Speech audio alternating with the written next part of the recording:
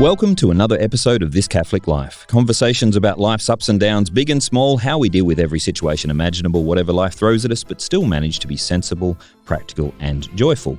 Today's show is Politics is Personal, a conversation about faith in politics, where Catholic life mixes with politics, and how we ordinary people can get involved in politics, or should we at all, in fact. I'm your host, Peter Holmes, and today I'm joined by my co-host and resident lawyer, writer, political advisor, and she likes to be described as General Rabble-Rouser, Monica Doumitt. Welcome, Monica. In my defence, Peter, some of those rabbles really do need rousing from time to time. Good point. Good to be here. And I'm joined today by Dominic Perottett, member for Epping, is that correct? That's right. Treasurer of New South Wales. Welcome, Dominic. Thanks, Peter. Good to have you.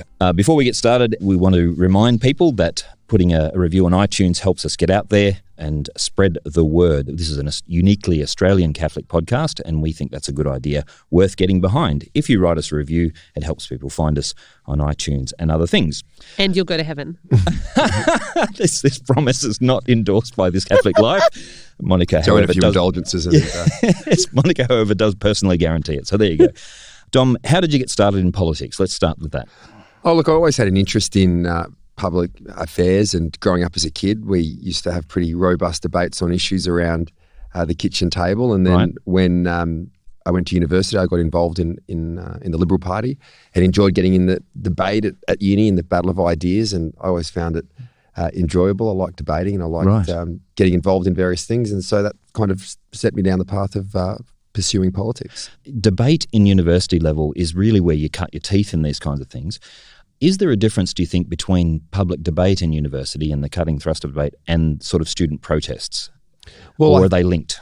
Well, I think it's come. Well, I think they're linked to some extent, but I think we've come a long way. I mean, I was at university in 2001 to about 2005. Right. But back then, there was a much greater acceptance of the importance of political debate and free speech. Right. Whereas I think now, if you look at universities, which meant to be the bastion of ideas, idea generation and free speech, it's become more about the protest and shutting down ideas. Right. And that's probably, I think, changed because more people from, I'd say, the left have probably won in a lot of areas of public policy and marching through the institutions.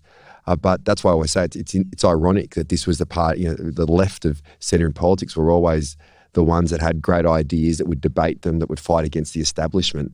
And now they've become the establishment for shutting down those ideas on campus. What's interesting to me is that some of the right now are making arguments for free speech and freedom of opinion, and it seems to be that argument seems to be made from the position of who are not dominating the conversation. So, but it wasn't that long ago where, I mean, I have a lot of friends on the other side of politics, some of whom are in Parliament today, but we always had a environment I was at Sydney University where debate and was common, and we enjoyed it, and it was done in a respectful way. Unfortunately, I think that's changed over the last few years. Maybe we can talk about that more. I don't think the average conversation has changed. It just seems to be what's the noise that's coming through, and the airwave seems to have changed a lot more.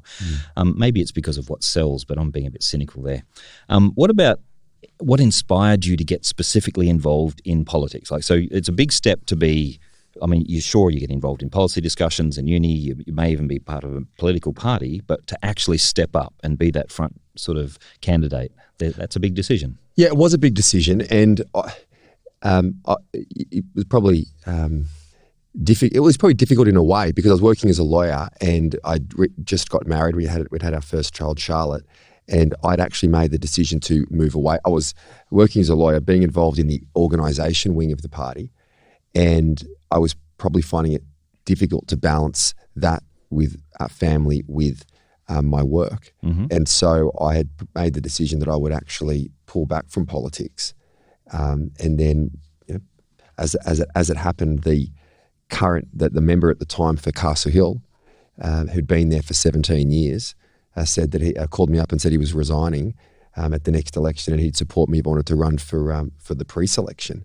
So I went back to my wife and said, "Look, let's I'll give this a crack, and if it works out, it works out. If it doesn't, at least I know I tried, and then I'd pursue something else." But why? I think politics is one of those great professions that you can actually, in a way, make a lasting difference. Right. And you obviously can do that in many professions, but I think one of the beauties of politics is that you can really make a difference at a small level and also at a major public policy level, and that's something that interested me, and it's been fortunate enough to have some luck and pursue this career. So looking back on that time when you're first making that decision with your wife and that first sort of moment, were there things that you thought, oh, this is what could happen? So in other words, what I'm asking is what surprised you about political life? So what's different? If you were talking to that Dominic back then, what advice would you give him? Well, that's a great question. I mean, I didn't think I'd win the pre-selection, so that's probably why that's probably why we pursued it. Look, I think politics can be tough, and you go there, you come into it with being very idealistic, and it's hard to maintain that over time. So I think that's a universal experience that everyone else in politics has also come in with stars in their eyes and then sort of been ground down into a cynicism. Yeah, I mean, I think a bit, but you find ways and opportunities to rise above it and to do things and to move. And I've with a couple of the ministries that I've had, I always look for different ways of doing things and getting things done. But you can get frustrated with the process and the size of the bureaucracy to actually cut through and make a difference. It's almost like the government itself is the enemy that you're constantly trying to. Right. Are you a fan of Yes Minister? The program? Oh, it's so true. So if you asked, in terms of reflection, and I loved watching Yes Minister when I was at university. It has become now in hindsight, it is true in life. Like right. you have a much deeper appreciation of that series, but possibly much less funny, I suspect. Very much so. Yes. All right. Now, in terms of coming into politics, and you said something about changing things, is there a temptation in politics to kind of set aside some of those starry ideals in order to achieve results? Because often, short-term results. I mean, our election cycle means that every how many years you've got to front up and try to convince everyone to back you again. To produce results, the perception from outside seems to be that sometimes you have to set aside your ideals, some part of your ideals, to achieve some sort of short-term results to demonstrate you're getting somewhere.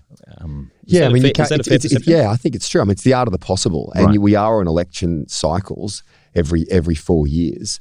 But it's also, unfortunately, what's happening in politics a lot, which is quite frustrating, is that you have governments and politicians focused on winning the next election rather than setting up the state and country for the next generation. Yeah. And yes, that doesn't mean you're reckless, because you can't actually, make change if you're not in office. So, in a substantial way. So, it is the art of the possible. And I think early on in the term, you try and you can get away with a lot more early on and make the tough decisions that might be politically unpalatable, but set you up for that run into an election period where you're probably a little less frugal and a bit more conservative. So let's get back to the faith issue. It's pretty well documented, I'd say, around the traps that you're a man of faith, and that you came in with some of the issues that you're looking at are influenced by that. Yep. And some people have criticised almost anybody who has a faith, and there was the famous criticism of Abbott and his conversations with hierarchy of the church and these sorts of things. Do you think that's a fair criticism, or do you think that, or how has your faith, if you like, influenced your public life? Oh, I think it has an influence, and I think that Christian ethos is really is fundamental in terms of wanting to help others and improve people's lives, to love your neighbour, and I think that's very true. That's why when you go around the city at night, you see Christian mission and St. Vincent de Paul groups feeding the homeless. You don't see many atheist groups running around doing that. No, Fred Hollow's foundation, for example, does some pretty good stuff. Yeah, and so there's balance, but I think the Christian, it's if you go back through even the Roman Empire, I was saying the other day that they were trying. Christianity was doing very well because they weren't just helping people of Christian faith; they were helping people of all backgrounds. Right, and they tried to shut that down, and the state tried to set up their own. Their own missions in areas to mimic where the Christians were, and it completely failed because it didn't have that. I think that Judeo-Christian basis that inspires people to not just improve their lives, but to help improve others. So I think having a Christian faith certainly does it inspire you to get into politics? Well, I think it's certainly part of who I am, and it inspires me to try and make a difference wherever I go. Politics is supposed to be, the idea of a representative government. People forget that the overwhelming majority of Australians still identify with faith. And so if your politicians are supposed to represent the public, then most Australians are Christian. Most Australians have a faith or, tick the box on the census. They say they're a faith. So the idea that somehow our politicians shouldn't share in that, to me, seems a little bit strange.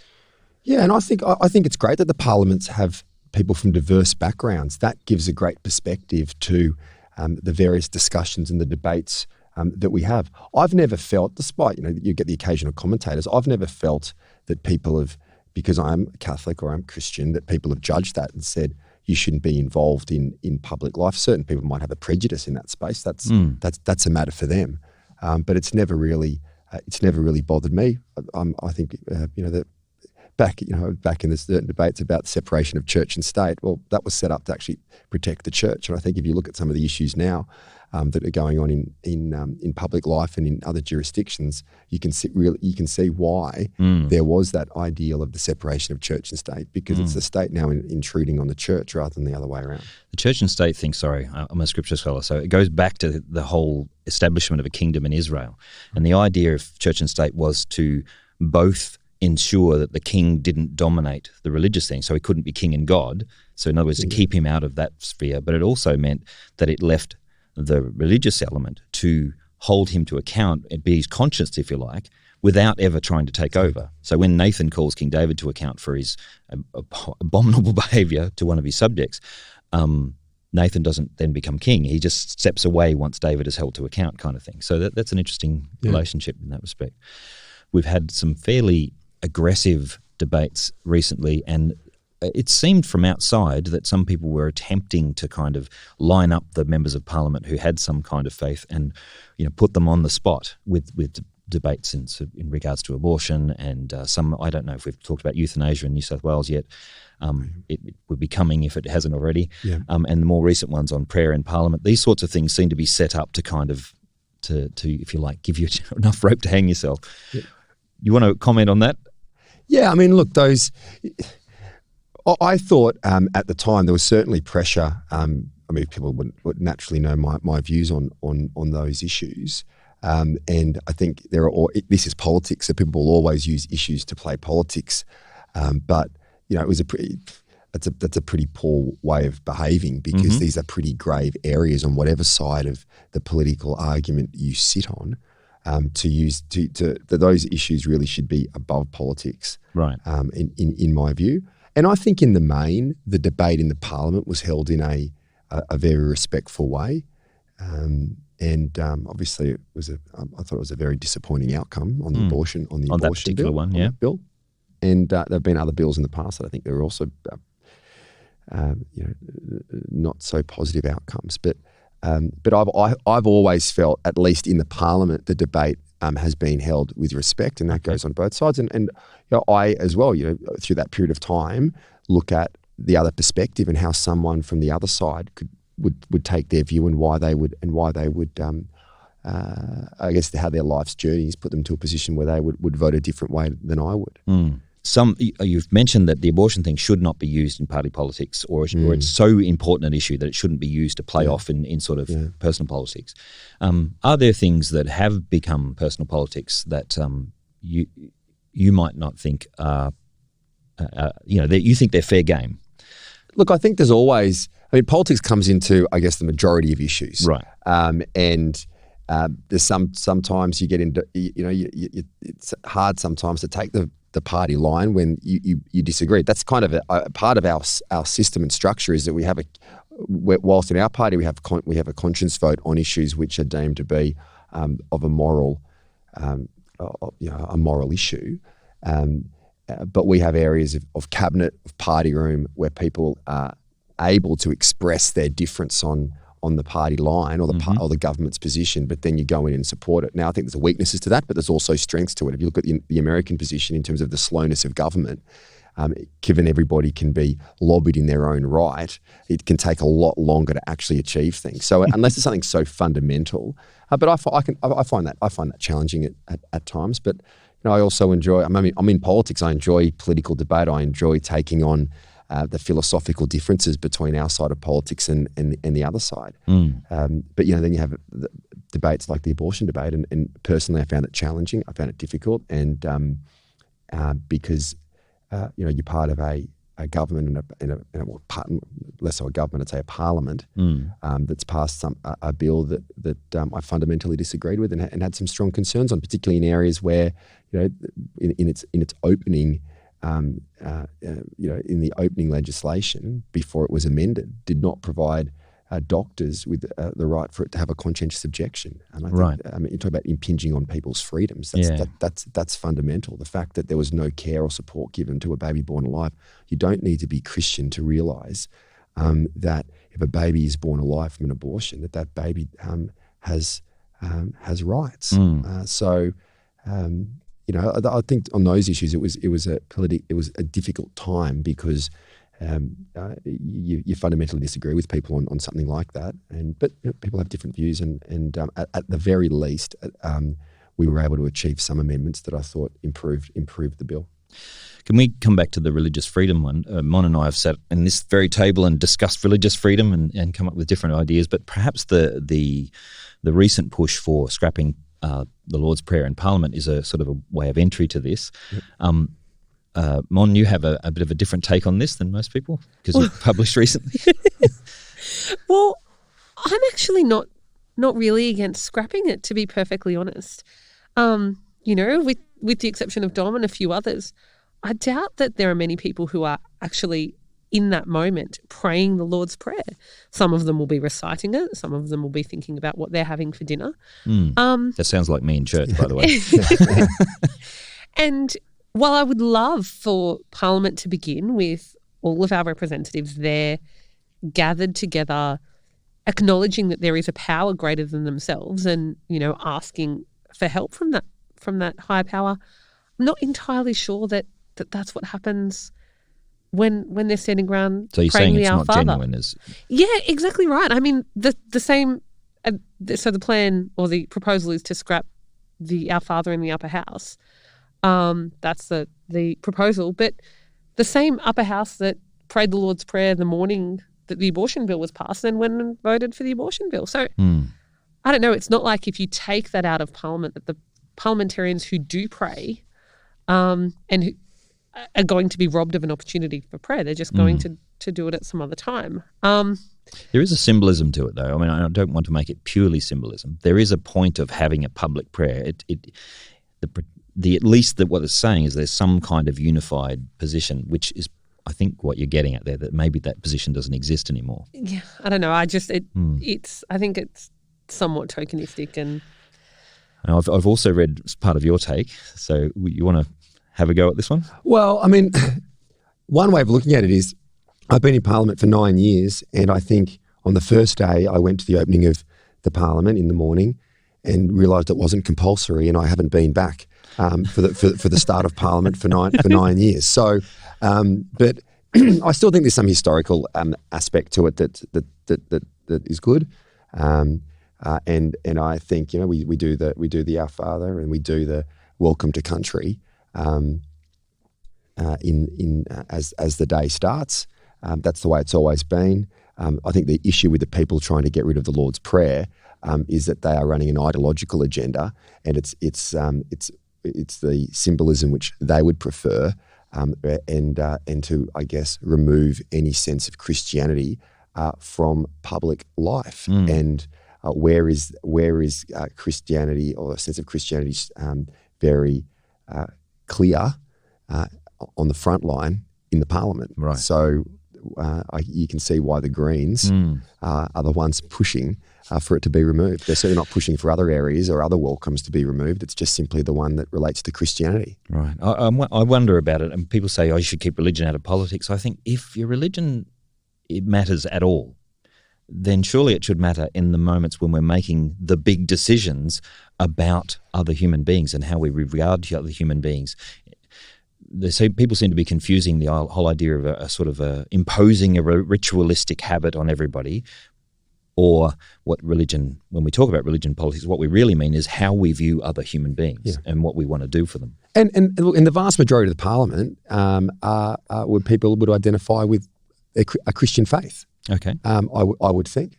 Now, maybe not so much in political parties like the Greens, but they're a minority party. I think in the main, most people would identify as Christians. It's part of our Judeo-Christian tradition here. That's what's set up, and this is the whole issue at the moment. This new year zero type of mentality that Christianity is a backward religion that has no place in modern society. Well, it's a Judeo-Christian ethos that's set up the Western civilization for the success that we've seen today. That's set up the schools. It's set up the hospices. That's set up the universities. So we should, if we're going to understand where we're going as a state, as a country, it's also important we have an appreciation of where we've come from. So can I test this out a little bit more? I think that public debate has become a lot more polarised. And because Christians are perceived to be on one side of the debate, the perception is that anyone claiming to have an active Christian faith gets pushed further and further right. So in every article I read, I did a little bit of research, and every article I read you described as, right-wing, right of the right sort of thing. And they describe people who I would think of as left-wing as, they're moderates, So everyone who's on my side, and I've noticed the commentary from the other side is the same. Anyone I agree with is called a moderate, and everyone else is, so wings from there. But what I'm interested in is that Christianity is actually for the oppressed, like the preferential option for the poor and the care of the poor comes from the Judeo-Christian ethic. Yeah. If I can throw one particular line that came out in your first, I'm going to confess something personal here. In your first budget, I always watch the budgets. Now I'm a bit of a weirdo that way, but they're very important. Well, I watched the first budget and I said, this is the first time I've been interested in the Liberal Party for a long time. Now, people might call me a conservative, but I'm a bit radical in my economics because I don't think that the free market is doing us favours in some respects. One of the commentators described it as you'd pulled the rug out from under the opposition because you'd delivered a Labor budget from a Liberal platform. And firstly, I'd ask you to comment on that. But I think what they meant was that you'd focused on health and education and families, and they felt, this isn't Liberal. This is, it's in the property of Labor. Yeah, well, I mean, Labor don't have a monopoly on compassion, and whilst people might, on their party might think that they do, I believe that strong financial management and social outcomes are two sides of the same coin. You can't have one without the other, and the problem with the Liberal Party has been that it's focused on the finances and the economics as if that's an end to itself. Right. We talk about billions of dollars here and GDP and all these terms that really make no sense to the average person, whereas our friends in the Labor Party don't talk about any of that. They talk about people. They talk about the outcome. And they've been reasonably successful in putting across that message. Yeah, but and that's why I'm always fond of saying in the Parliament that we're the party of the worker, which rolls them up. But it's in my view it's true because we've got more people in work, and if you have a strong economy and you have strong financial management, you can improve people's lives, and that's certainly what I'm focused on as a member of the Parliament. Yes, with a liberal philosophy, but I know that we can do more and help people. And so when people, I don't believe it was it was a Labor budget. If it was a Labor budget, it'd be in deficit, and we wouldn't be helping anyone. Well, one of the quotes that I saw come back at that particular article was, we need to stop measuring our success based on how well the rich are doing. Yep. And something that, if you like, again, this is a perception thing, not necessarily statistics. People don't tend to have the patience to get into the statistics, so the perception becomes the reality when they come to the polling booth. Yeah. But the perception seems to be that the Liberals are very keen on pointing to economic success, but if the guy who's out of work in the suburbs is not interested in how well this millionaire is doing, he's interested in whether he can get a job. Yeah. What I was seeing in the budget when I was listening to it and what made me interested is that not that I thought it was a particularly Labor budget, but that it seemed to just simply be grabbing ideas, regardless of where they were from, and saying this one might actually work, this one might actually work. Well, that's right. And that's why you've got to be open-minded as a politician and look outside the box. And I've got very good friends in the Labor Party and very good friends who run what would be seen to be centre-left think tanks who float ideas that have merit and should be looked at. You can't be ideologically blind to your political philosophy or ideas that come from that. And you said earlier about getting labelled. Well, it's not. People will always make labels up. You're right. You're right. It's not left and right. It's moderate and extreme. Right. When it comes to labelling, but I prefer to be judged on what I say and what I do than somebody who takes a certain political bent and wants to label you. Labels can be powerful, but if you are somebody who's outspoken and get involved in the public debate on a whole range of issues, then I don't think you can be pigeonholed. Yeah. And I didn't get into politics to be a conservative crusader. A pin-up boy. I got well, and you've always got your conservative fan base, but who are generally more disappointed with me than. I was going to say, because honestly, in my experience, as soon as I've stepped up to do anything, I'm usually getting, and as we said, I think before we went on air, the day in which I get accused of being left and right is probably a good day. Yeah. Because you mentioned left-wing think tanks. If I can throw at you that there's some right-wing groups that are quite happy to throw criticisms at you as well. Yeah. And they have done so, and sometimes not quite rationally at the left-wing. They're throwing arguments at the left-wing. Even if I think certain people are wrong, throwing irrational arguments and prejudicial arguments at them doesn't help anybody. Yeah, but you don't get much positive feedback in politics. You get you get a lot more negative feedback, and over time you just kind of get used to it. I mean, I remember when I was first elected in 2011, and there was an article like a few weeks in the local paper that was like, and I was so concerned about it. Like, you get to a point now you just don't care. Not that you're reckless in that view. It's always good to listen to what people are saying and take their perspectives on board. But if you believe that you're doing the right thing, and from my perspective, if someone's calling it a Labor budget, that's an assessment. That's an assessment for them to make. But if that's because it's based on people and help and trying to improve people's lives, I don't think that the Labor Party should have a monopoly on that. Right. And that is and for the budget to be that if a budget is focused on people, focused on providing better healthcare, focused on giving greater support for families who need it. If people say that's a Labor budget, that shows that we've kind of fundamentally failed in the branding of our party. Right. It's a branding issue, but it's still, in practice, I grew up in my father was very ill. Sickness benefits kept us on. If it hadn't have been for the way the government's structured, I wouldn't have had the end of my high school education, let alone university degrees. I'm now in my 5th degree, and this is all possible now. I'm paying my own way, but that's only possible because of the leg up that I had. Yeah. Providing opportunity to people has been kind of at least the political perception has been that it's been on one side of politics. So I'm glad to see it perhaps evening out a little. But I want to come back to the personal side of it. You've clearly developed a little bit of a thick skin with your perception. What about family? The family now have to kind of endure the reflected or the sort of the residual shrapnel from all of this. How are they going?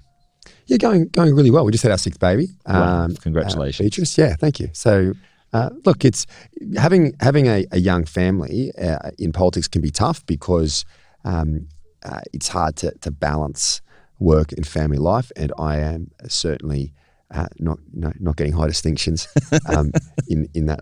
But I'm improving and always looking at new ways of doing things, and we work hard at that. It's probably an advantage having younger kids because they're less understanding of what's going on in politics at the time. I would think it'd be harder if you had teenage kids, older kids who would then,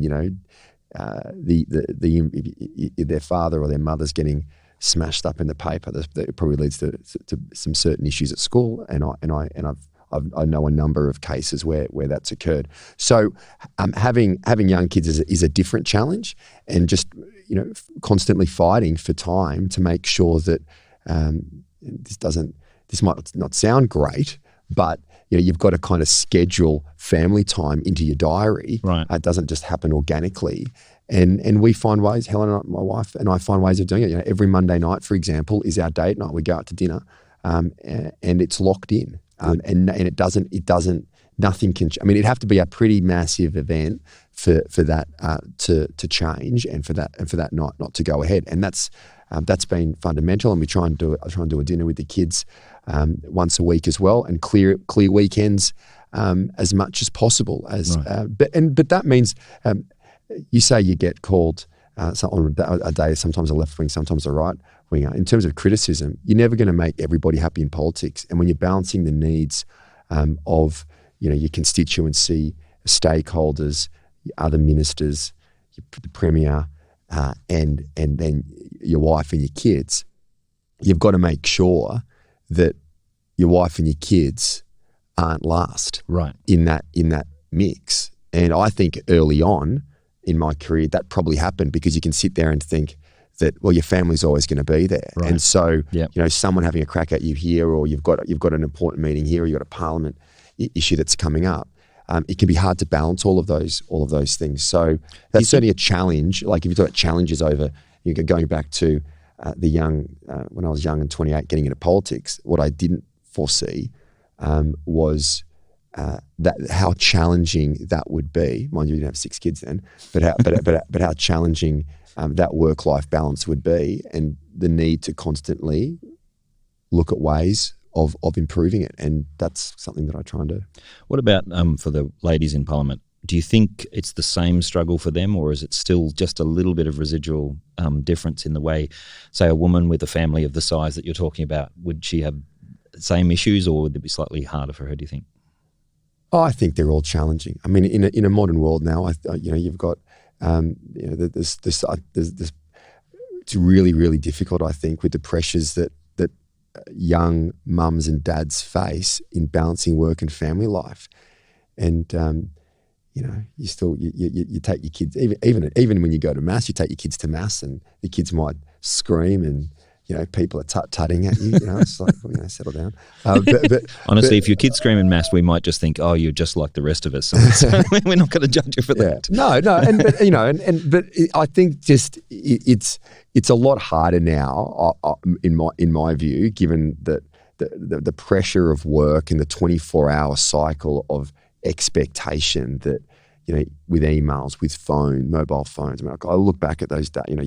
I love walking through the corridors of Parliament and seeing all those old photos and think that was the time to be.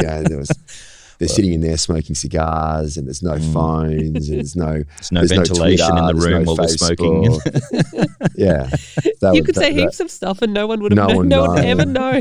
Say whatever you wanted. Well, that brings us to the other thing: the transparency argument versus the privacy argument. There's some times when you actually have to have a healthy debate, like in the cabinet room or something, where you have to have a healthy debate where you get to say things without fear of every sentence being analysed by the press or something like that. Oh, and it's really challenging because I find the press is very interested in creating division, and even at the moment we're having a debate about tax reform, and it's frustrating because the way that the press interpret what I'm saying is pitched in a way that I'm having a crack at Scott Morrison and Josh Frydenberg. Sure. It's like, no, I'm actually just trying to have a constructive discussion. Do you think they're about division or just selling more clicks? Because it seems to me they'll grab anything, even if it's positive or negative, they'll just throw it because if it's going to get attention, they'll... Well, there's an article today on, I'm talking about tax reform. I haven't mentioned the GST once, but the headline of the article is that we should be increasing the GST. Right. Like, I didn't even mention the word GST in the entire I think your article. position is, if I read correctly, is that just increasing taxes isn't going to solve the problem. That's right. That's right. But anyway, so in terms of it's a balance. But then transparency and openness, you want it. For example, you don't want to have your best decisions will get made if there's constructive discussion, sometimes passionate discussion, as long as people walk out of that room agreeing that this is the position, and whilst I might disagree with it, I'm going to support it. And then there's the issue of transparency and balance with about family life. There's an element of displaying to the public who you are, whilst at the same time preserving your family's privacy that can be difficult. So it's a fine line there. Speaking of perception, the Victorian Treasurer, is he still a Victorian Treasurer? Pallas? Tim Pallas, yep. Yep. Good guy. Yeah, he. I mean, he's from a Labor Party, isn't he? So he threw out this line, which has been on headlines everywhere, that you and he are the John Lennon and Paul McCartney of Australian politics. This kind of idea of you being in the same band, which was an interesting image because those two didn't have the most amazing relationship, but they sang some songs together. Yeah. Well, look, the reality is, I mean, he's the Treasurer of Victoria, and we would agree on more than we disagree on. Because the constituents that we represent have a lot more in common, and I have, I guess, more in common with him in my role than I have with Josh Frydenberg in his role. So it cuts across political lines, and that's you asked earlier about political debate. Well, you can get in the trench and just attack the Labor Party for the sake of it, or you can actually sit there and go, well, hold on, how can we work across party lines to make changes that are going to set up our state and country for success? So I'm focused on the practical and working with whoever to achieve some good for the state. So would you say that, I should ask this, have there been members of the party or other commentators getting really nervous? I certainly noticed some commentary, getting very nervous. Hang on, they didn't take any notice for details. They were just saying, wait, hang on, a Liberal Party person agrees with a Labor Party person. What's going on? Has the world gone mad? Yeah, and I think there's a lot more, people are more used to a partisan approach to politics.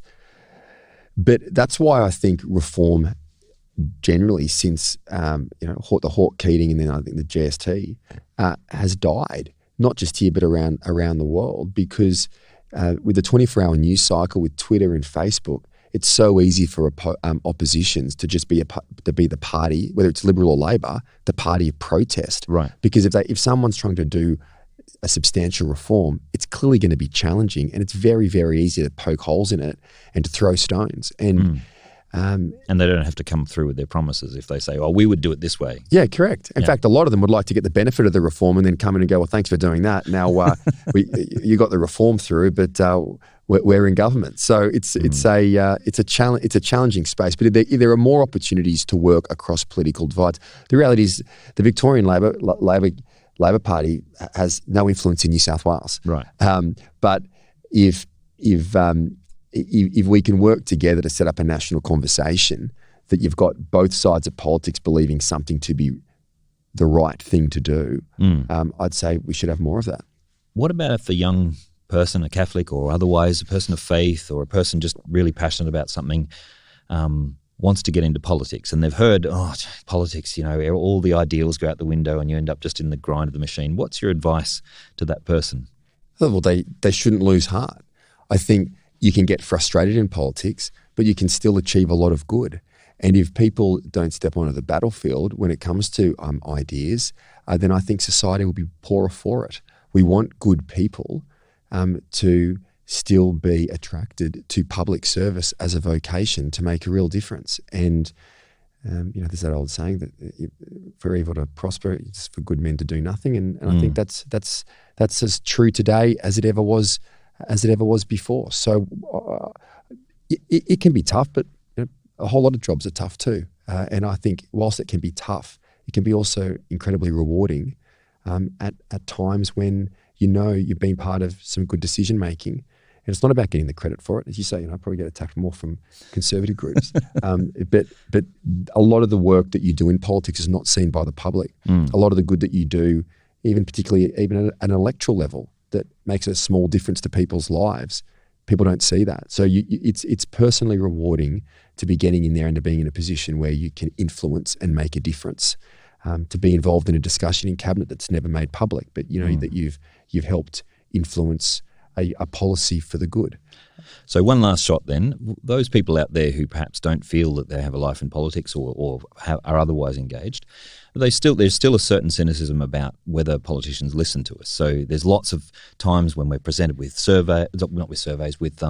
with petitions or, write to this politician, call them up or something. What would you say in terms of respectfully informing our local member or our House of Reps person something that we care about? What's the best way to go about that? Well, I think sending them an email and arranging a time to meet with them to put your view. I think that most politicians certainly read and consider the feedback from their constituencies. Now, as Burke said, you get into public life, to make decisions, and you should listen to your constituents. You shouldn't divest your judgment to them. Right. That's certainly my view, but that doesn't mean you don't consider it. If you take a whole lot of, just recently, take the abortion bill. I received overwhelming correspondence on that. I think over 550 emails and correspondence. Majority of them were against the bill. But even if the majority of them were for the bill, I still would have opposed it. And I certainly made it clear to my constituents who encouraged me to support the bill as the reasons as to why I didn't. And I understood that they were coming at it from a certain angle. And I think most people respect that view, that at least you've listened to their perspective. I think in your case, there's never been any doubt where you were coming from in that particular point of view. You made it very clear where you stood. But I'll give you another example. We have just recently built the Northwest Metro, which has been Metro have occurred for decades. And as a result of that, we took some buses offline. Now, the community didn't like that too much, and they wrote a number of letters and correspondence and called the office. And so I sat down with the Transport Minister, listened to those concerns, and I didn't get 100% of what I wanted and what the community wanted, but we made a substantial change and brought back a number of services that I think will make a difference to the local community. So yes, I think I wouldn't have people who aren't getting into public life feel that politicians don't listen to them. I think they do. And I'd say what's more important than a petition or a form letter is a genuine letter. Personal contact. Yeah. That here is my unique view.